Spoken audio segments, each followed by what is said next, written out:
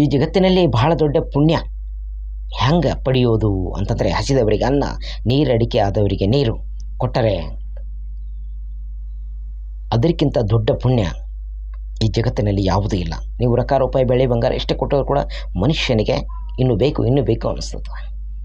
ಆದರೆ ಹಸಿದವರಿಗೆ ಅನ್ನ ಕೊಟ್ಟರೆ, ನೀರಡಿಕೆ ಆದವರಿಗೆ ನೀರು ಕೊಟ್ಟರೆ ಅವರು ತೃಪ್ತಿ ಪಡ್ತಾರೆ. ಅವರು ಆನಂದದಿಂದ ಸಂತೋಷದಿಂದ ಹರಿಸ್ತಾರೆ. ಇದಕ್ಕಿಂತ ದೊಡ್ಡ ಪುಣ್ಯ ಈ ಜಗತ್ತಿನಲ್ಲಿ ಯಾವುದೂ ಇಲ್ಲ ಅಂತಕ್ಕಂಥ ಒಂದು ಸಣ್ಣ ಒಂದು ಕತೆ. ಇದು ಸತ್ಯವಾಗಿರ್ತಕ್ಕಂಥ ನಡೆದ ಒಂದು ಘಟನೆ. ಮಹಾರಾಷ್ಟ್ರ ರಾಜ್ಯದ ಒಬ್ಬರು ಸಂತರಿರ್ತಾರೆ. ಅವರ ಹೆಸರು ಏಕನಾಥ್ ಮಹಾರಾಜರು. ಬಹಳ ದೊಡ್ಡ ಸಂತರು. ಹೀಗಿರುವಾಗ ಅವರು ತನ್ನ ಭಕ್ತ ಬಳಗದೊಂದಿಗೆ ಒಂದು ಸಣ್ಣದೊಂದು ಮೀಟಿಂಗ್ ಮಾಡ್ತಾರೆ. ಏನಪ್ಪ ಅಂತಂದರೆ, ಗಂಗೋತ್ರಿಗೆ ಹೋಗಿ ಅಲ್ಲಿನ ನೀರು ತಗೊಂಡು ಹೋಗಿ ರಾಮೇಶ್ವರನಿಗೆ ಮಹಾಮಸ್ತಕ ನೀರಿನ ಅಭಿಷೇಕವನ್ನು ಮಾಡಬೇಕು. ಇದು ಮಾಡುವುದರಿಂದ ಪುಣ್ಯ ಬರುತ್ತದೆ. ಆಧ್ಯಾತ್ಮಿಕ ದೃಷ್ಟಿಯಿಂದ ಪುಣ್ಯ ಪಡಿತೀವಿ ನಾವೆಲ್ಲರೂ. ಇದು ನಾವೆಲ್ಲರೂ ಈ ಕೆಲಸವನ್ನು ಕೈಗೊಳ್ಳೋಣ ಎಂದು ಚರ್ಚೆ ಮಾಡ್ತಾರೆ. ಆಗ ತನ್ನ ಭಕ್ತ ಬಳಗದವರೆಲ್ಲರೂ ಕೂಡ ಸರಿ ನಾವು ಮಾಡೋಣ ಅಂತ ಹೇಳ್ತಾರೆ. ಒಪ್ಪಿದಾಗ ಏಕನಾಥ್ ಮಹಾರಾಜರು ಗಂಗೋತ್ರಿಗೆ ಹೋಗಿ ಒಂದು ಗಡಿಗೆಯಲ್ಲಿ ಗಂಗೋತ್ರಿಯ ಒಂದು ಅಲ್ಲಿನ ಒಂದು ಸ್ಥಳದಲ್ಲಿರ್ತಕ್ಕಂಥ ನೀರನ್ನು ತಗೊಂಡು ತನ್ನ ಹೆಗಲ ಮೇಲೆ ಇಟ್ಟುಕೊಂಡು ರಾಮೇಶ್ವರನಿಗೆ ಅಭಿಷೇಕ ಮಾಡಬೇಕು ಅಂತ ತಿಳಿದು ರಾಮೇಶ್ವರಕ್ಕೆ ಹೋಗಬೇಕು ಅಂತ ತಿಳಿದು ಭಕ್ತ ಬಳಗದವರೆಲ್ಲರೂ ಒಂದು 6-7 ಜನ ಪಾದಯಾತ್ರೆಯನ್ನು ಕೈಗೊಳ್ತಾರೆ. ಆ ರಾಮೇಶ್ವರನ ಧ್ಯಾನ ಮಾಡ್ತಾ ಹೋಗ್ತಾ ಇರಬೇಕಾದ್ರೆ ಒಂದು 6-7 ತಿಂಗಳು ಹಾಗೆ ನಡೀತಾರೆ. ಆ ಶಿವನ ಚಿಂತನೆ ಮಾಡ್ತಾ, ಶಿವನ ಧ್ಯಾನ ಮಾಡ್ತಾ ಹೋಗ್ತಾರೆ. ಆಗಿನ ಕಾಲದಲ್ಲಿ ಯಾವುದೇ ಒಂದು ವೆಹಿಕಲ್ ವ್ಯವಸ್ಥೆ ಇರಲಿಲ್ಲ. ಮೋಟಾರು ಯಾವುದೇ ಒಂದು ವಾಹನದ ಸೌಕರ್ಯ ಇರಲಿಲ್ಲ. ಇಲ್ಲ ಹೋಗಬೇಕು ಎತ್ತಿನ ಬಂಡಿಯಲ್ಲಿ, ಒಂಟೆಯ ಮೇಲೆ, ಕುದುರೆಯ ಮೇಲೆ ಇವರು ಪಾದಯಾತ್ರೆಯನ್ನು ಮಾಡಬೇಕು. ಪಾದಯಾತ್ರೆಯೊಂದಿಗೆ ಗಂಗೋತ್ರಿಯ ಎಲ್ಲಿರ್ತಕ್ಕಂಥ ನೀರು ತಗೊಂಡು ರಾಮೇಶ್ವರನಿಗೆ ಅಭಿಷೇಕ ಮಾಡಬೇಕು ಅನ್ನುವ ಒಂದು ದೃಷ್ಟಿ ಇಟ್ಕೊಂಡು ಅವರು ಪಾದಯಾತ್ರೆ ಮಾಡ್ತಾರೆ. ಇದರಿಂದ ಪುಣ್ಯ ಬರುತ್ತೆ ಅಂತಕ್ಕಂಥ ಒಂದು ನಂಬಿಕೆ. ಹೀಗಿರುವಾಗ 5-6 ತಿಂಗಳು 7 ತಿಂಗಳು ಅಟ್ಲೆ ನಡೀತಾನೆ ಇರ್ತಾರೆ. ಇನ್ನೇನು ರಾಮೇಶ್ವರ ಒಂದು ಹರದಾರೆ ಅಷ್ಟೇ ಇರುತ್ತೆ.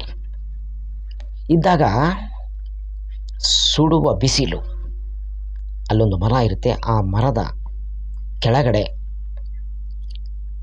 ಒಬ್ಬ ತೆಳ್ಳನೆಯ ಮೈಕಟ್ಟು ಹೊಂದಿರತಕ್ಕಂಥ ಒಬ್ಬ ಮುದುಕ. ಆ ಮುದುಕನ ಹತ್ತಿರ ಒಂದು ಕತ್ತೆ. ಆ ಮುದುಕ ಏನು ಮಾಡ್ತಾನೆ, ಆ ಕತ್ತೆಯನ್ನು ಬೆನ್ನಿನ ಮೇಲೆ ಹೀಗೆ ಸವರುತ್ತಾ ಅಳ್ತಾ ಇರ್ತಾನೆ. ಭಕ್ತ ಬಳಗದೊಂದಿಗೆ ಪಾದಯಾತ್ರೆಯನ್ನು ಮಾಡ್ತಾ ಇರುವ ಏಕನಾಥ್ ಮಹಾರಾಜರು ಈ ದೃಶ್ಯವನ್ನು ನೋಡ್ತಾರೆ. ಅಲ್ಲಿಗೆ ಹೋಗಿ, ಯಾಕಪ್ಪ ಅಳ್ತಾ ಇದ್ದೀಯಾ? ಇನ್ನೇನು ಒಂದು ಹರದಾರಿ ಇರುತ್ತೆ ರಾಮೇಶ್ವರ ಅಷ್ಟೇ. ಈ ಸಂದರ್ಭದಲ್ಲಿ ಈ ಮುದುಕ ಏಕನಾಥ್ ಮಹಾರಾಜರು ಕೇಳ್ತಾರೆ ಆ ಮುದುಕನಿಗೆ, ಯಾಕಪ್ಪ ಅಳ್ತಾ ಇದೆಯಾ ಏನು ಅಂತ ಕೇಳಿದಾಗ ಆಗ ಮುದುಕ ಹೇಳ್ತಾನೆ, ನೋಡಿ ಸ್ವಾಮಿ, ಇಂಥ ಒಂದು ಸುಡುವ ಬಿಸಿಲಿನಲ್ಲಿ ಇಲ್ಲಿ ಎಲ್ಲಿಯೂ ನೀರಿಲ್ಲ. ನನಗೆ ತುಂಬ ನೀರಡಿಕೆ ಆಗಿದೆ, ಹಾಗೂ ಈ ಕತ್ತೆಗೂ ಕೂಡ ನೀರಡಿಕೆ ಆಗಿದೆ. ಇದು ಕತ್ತೆ, ಇದರ ಅಪ್ಪ, ಇದರ ಅಮ್ಮ, ಇದರ ಮಗ, ಇದರ ಮಕ್ಕಳು ಎಲ್ಲರೂ ನಮ್ಮ ಮನೆಯಲ್ಲಿ ನಿಯತ್ತಾಗಿ ಕೆಲಸ ಮಾಡಿದ್ದಾರೆ. ಈ ಕತ್ತೆಯ ಮತ್ತು ನನ್ನ ಸಂಬಂಧ ಬಹಳ ಒಂದು ದೊಡ್ಡ ಸಂಬಂಧ. ಯಾಕಂದರೆ ನೀರಡಿಕೆ ಆಗಿದೆ, ಇನ್ನೇನು ನಾವಿಬ್ಬರು ಸಾಯ್ತೀವಿ, ಇಲ್ಲೆಲ್ಲೂ ನೀರಿಲ್ಲ ಅಂತ ತನ್ನ ಕಷ್ಟವನ್ನು ಏಕನಾಥ್ ಮಹಾರಾಜರಿಗೆ ಹೇಳ್ತಾನೆ. ಆಗ ಏಕನಾಥ್ ಮಹಾರಾಜರು ತನ್ನ ಹೆಗಲ ಮೇಲಿರ್ತಕ್ಕಂಥ ಗಡಿಗೆಯನ್ನು ತಳಗೆ ಇಳಿಸ್ತಾರೆ. ಆಗ ಭಕ್ತ ಬಳಗದವರು ಎಲ್ಲರೂ ಏಕನಾಥ್ ಮಹಾರಾಜರಿಗೆ ಕೇಳ್ತಾರೆ,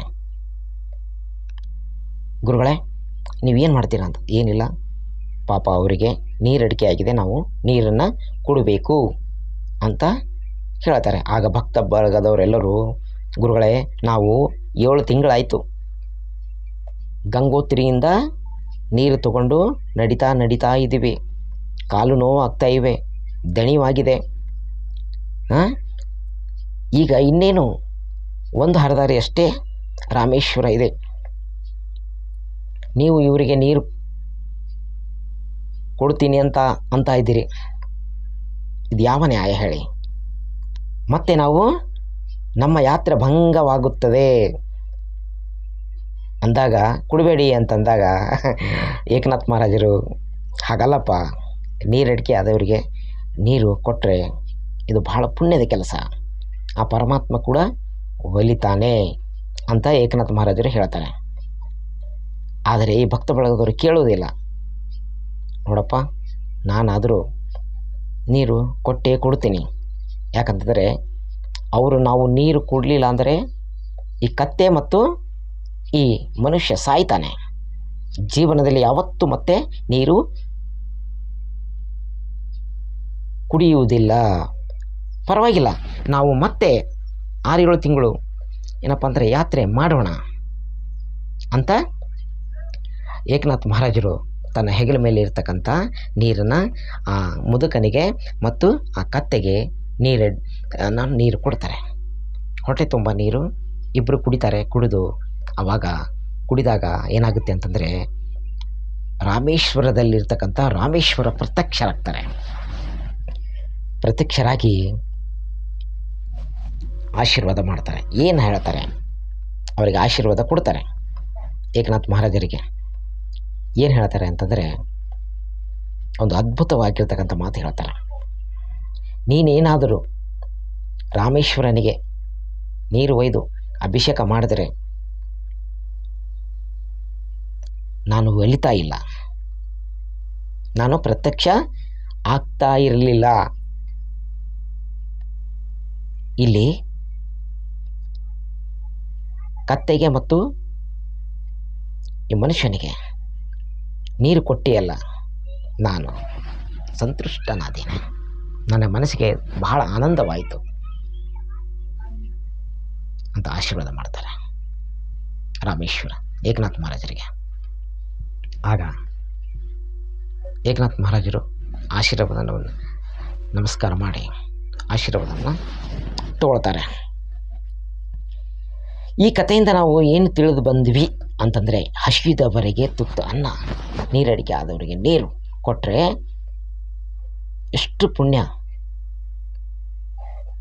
ಪುಣ್ಯ ಅಂತಂದರೆ ಅದು ಹೇಳೋಕ್ಕೆ ಪದಗಳಲ್ಲಿ ಆಗಲ್ಲ. ಅದಕ್ಕಾಗಿ ಯಾರೇ ಆದರೂ ಹಸದವರಿಗೆ ಅನ್ನ, ನೀರಡಿಕೆ ಆದವರಿಗೆ ನೀರು ಕೊಡ್ರಿ, ಅದಕ್ಕಿಂತ ದೊಡ್ಡ ಪುಣ್ಯ ಈ ಜಗತ್ತಿನಲ್ಲಿ ಯಾವುದಿಲ್ಲ. ಆ ಪರಮಾತ್ಮ ಕೂಡ ಒಲಿತಾನೆ. ಪರಮಾತ್ಮನ, ಆ ರಾಮೇಶ್ವರನ ಕೃಪೆಗೆ ನೀವು ಪಾತ್ರರಾಗ್ತೀರಿ.